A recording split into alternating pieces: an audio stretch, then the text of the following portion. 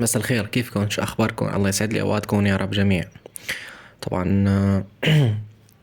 مثل ما وعدتكم إني عم أشرح أول بأول عن موضوع حجز جوازات السفر، إنه تحجزوا بإيدكم أنتو، تمام؟ وما تستعينوا بأي حدا إنه يحجز لكم إلا للضرورة. طبعا للضرورة أحكام، بنفس الوقت كلنا بنعرف. فالموضوع كله عم يكون واضح قدامكم، طريقة الحجز على جواز السفر إن كان عادي أو إن كان فوري أو إن كان مستعجل، تمام؟ وكل شي عم ينزل على صفحتي، تمام؟ هو صح 100%. كل شي بينزل أي فيديو فهو صح، وكل شي نظامي، وكل شي على 24 كرمال تكونوا بالصورة يعني. فأنا أول شغلة، أغلب الناس اللي مثلا كتير يعني بتعرفوا انتم مثلا مواضيع، مثلا واحد بينقهر انه مثلا حدا عم يقدم شي للناس او كذا، يعني ما بعرف كيف الناس بتفكر، تمام؟ انه جد ما بعرف يعني كيف تصرف هذا الشي عم يتم. فأنا أول شي لا غايتي إنه موضوع مشاهدات ولا تعليقات ولا اشتراكات ولا أي شي ولا أرباح ولا هذا الشي كلياته. يعني في عندي فيديوهات جايبة 40,000 و50,000 مشاهد، فهذا الشي أنا كلياته ما بيهمني. أن جاب مليون مشاهدة ما بيهمني، أنا كل اللي داخل فيه المهمة. وهذا الشي أنا من حالي طبعا، كخدمة كمساعدة للناس عم أقدمها، أوكي؟ فمو جايني أي شي أبدا، بس إنه خلاص اني عم اقدم شي مفيد للناس. هذا الشي يلي آه كسبان انا بصراحة، وبنفس الوقت عم اكسب ثقتكن فيني ومحبتكن. هذا الشي التاني. هلا حاليا رح اشرح كم موضوع كثير مهم، تمام؟ بجوز الفيديو يكون طويل شوي عليكم، بس رح يتم انه كل شي مواضيع مهمة رح احكي لكم اياها بهذا الفيديو، اوكي؟ يا ريت تركزوا كتير منيح وتستوعبوا الكلام. هلا اول شغلة، مواضيع الناس اللي عم تسأل انه ايام الحجز العادي والمستعجل ايمت بتم. فالعادي والمستعجل العادي كل الأيام بيفتح. حجز العادي كل الأيام بيفتح عدا يوم الأربعاء ويوم الثلاثاء، تمام؟ يعني يوم الأربعاء ويوم الثلاثاء ما في حجز عادي. ركزوا هذا الشي، ها؟ حجز العادي كل الأيام بيفتح عدا يوم الأربعاء وعدا يوم الثلاثاء، اتفقنا؟ حجز المستعجل كل الأيام بيفتح عدا يوم السبت وعدا يوم الجمعة. حجز المستعجل كل الأيام بيفتح عدا يوم الجمعة وعدا يوم السبت. هاي الجملة احفظوهم كرمال ما تخربطوا بالأيام اللي عم يحجز عادي أو اللي عم يحجز فوري. الشي التاني اللهم صل على سيدنا محمد. حاليا حكيت أنا بالفيديو السابق إنه تحدثت المنصة وصار يطلع اللهم صل على سيدنا محمد نشاط غير معتاد، اوكي؟ او انه تجاوزت الحد صفر دقيقة يعني. فالموضوع رح اشرحه باختصار مرة تانية. انا على المعاملة، نفس المعاملة انت عندك اياها اللي عم تحجز عليها، اذا كبست 3 مرات تثبيت تثبيت تثبيت بنفس الدقيقة رح تنحظر لمدة دقيقة، اوكي؟ على المعاملة عم تكبس، ركزوا كتير منيح، تثبيت تثبيت تثبيت، تمام؟ تنحظر لمدة دقيقة إذا كبست 3 مرات على الدقيقة. يعني لازم بالدقيقة تكبس بس كبستين انت، اوكي؟ الكبسة الثالثة تخليها للدقيقة يلي بعدها. يعني كمثال، المنصة عم تفتح يوميا مثل ما قلت لكم، تبلشوا من الساعة 11:56 بالليل، اوكي؟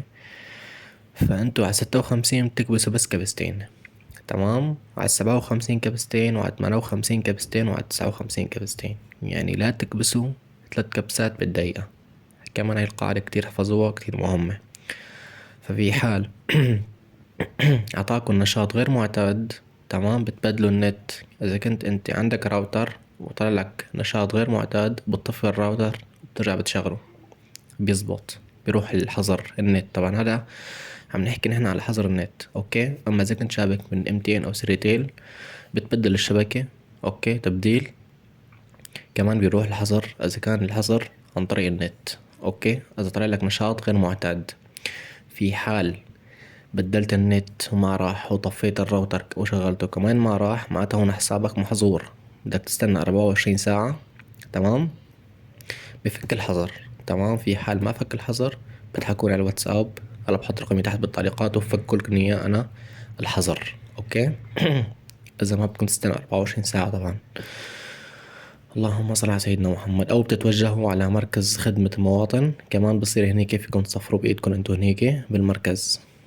إذا ما بدكم تستنوا 24 ساعة هيك بكون الحساب محظور لأنه تمام. يا بتستنى 24 ساعة بفك لحاله، يا أما بتصفر الحساب من مركز خدمة المواطن. الموضوع الثالث يلي هو الحجز. حاليا الحجز بالشام وبحلب كتير صعب، كتير بالشام، يعني بجميع الأفرع بالشام أنا قصدي، أوكي. كتير صعب الموضوع، عم يكون جدا صعب. فبدها محاولات كتير كبيرة. يعني في ناس صار لها أشهر ما عم تقدر تحجز، في ناس بيوم واحد عم تقدر تحجز. فالموضوع هذا بده محاولات، بده صبر، ومو سهل أبدا بصراحة.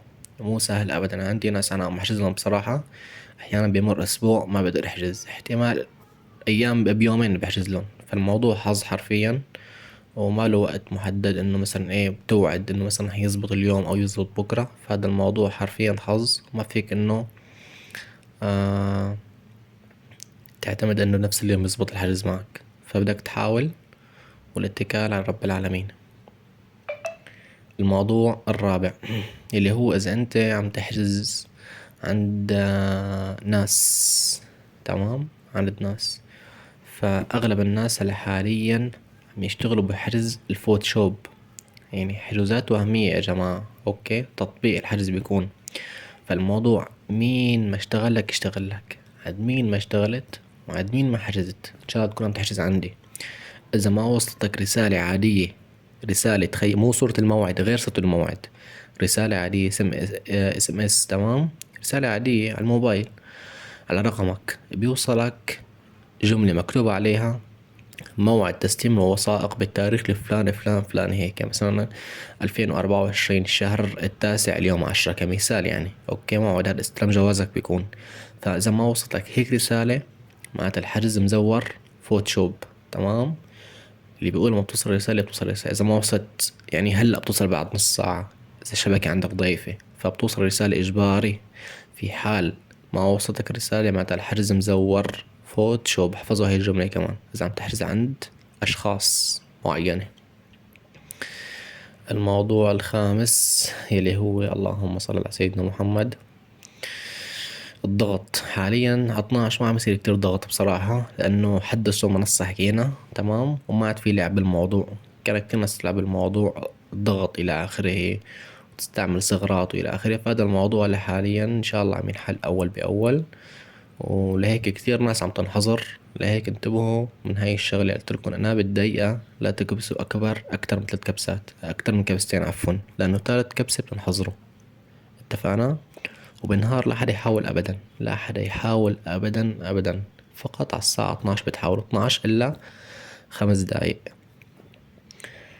اللهم صل على سيدنا محمد. هلا في محافظات سهلة، هلا كل المحافظات بشكل عام سهلين الا دمشق وحلب كتير صعبين. فانت اذا بتقدر تطلع لغير محافظة بتستلم جوازك من غير محافظة، يعني كمثال نحن نفترض انه على السويدة او القنيطرة او طرطوس او اللاذقية، اذا بتحسن تطلع لهنيك تستلم جوازك فيك تحجز انت بدول المحافظات وتروح تستلم جوازك منهم. ففيك انه عادي طبيعي، يعني انت من الشام ساكن بالشام، ايه فيك تحجز بغير محافظة وتستلم جوازك من المحافظة اللي حجزت فيها، اوكي. فهذا الموضوع طبيعي، وما بدك لا اوراق ولا ثبوتيات ابدا، بس هويتك، يعني كأنك عم تستلمه من الفرع من الشام، يعني فيك تستلمه من اي فرع تاني اذا تم الحجز بغير محافظة، اوكي، مشان تسهيل الضغط عليك انت. الموضوع السادس يلي هو اللهم صل على سيدنا محمد، ايام الفتح العادي والمستعجل ذكرت لكم اياها انا. اهم شغلة هي احفظوها، اتفقنا. الرسوم حكيتها كمان، هرجع احكيها في فيديوهات السابقة طبعا، انه رسوم المستعجل يلي بيطلع خلال 21 يوم رسومه تقريبا 440 ألف، تقريبا 440 ألف رسوم جواز المستعجل، أوكي. أنا عم لكم زيادة 1000 2000 على الطبيعي، 440 ألف تقريبا خلال 21 يوم بيطلع هذا. وجواز العادي اللي بيطلع خلال 45 يوم رسومه 320 ألف. وجواز الفوري اللي بيطلع خلال 3 أيام أو يومين حسب المحافظة. رسومه للدولة 2,025,000 تقريبا، أو 20,000 أو 25,000 تقريبا رسوم للدولة هذا.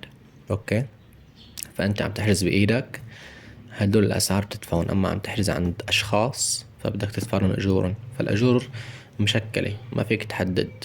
تمام، مشكلة ملونة حرفيا، كل الناس عم تشتغل أي شغلة، فكل واحد بياخد أجور على حسب إنه ضغط العمل عنده، حسب تعبه يعني في ناس تقعد شهر لحتى تحجز، يقول لك بدي أتعبي كذا كذا.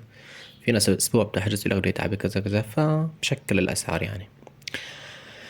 اللهم صل على سيدنا محمد.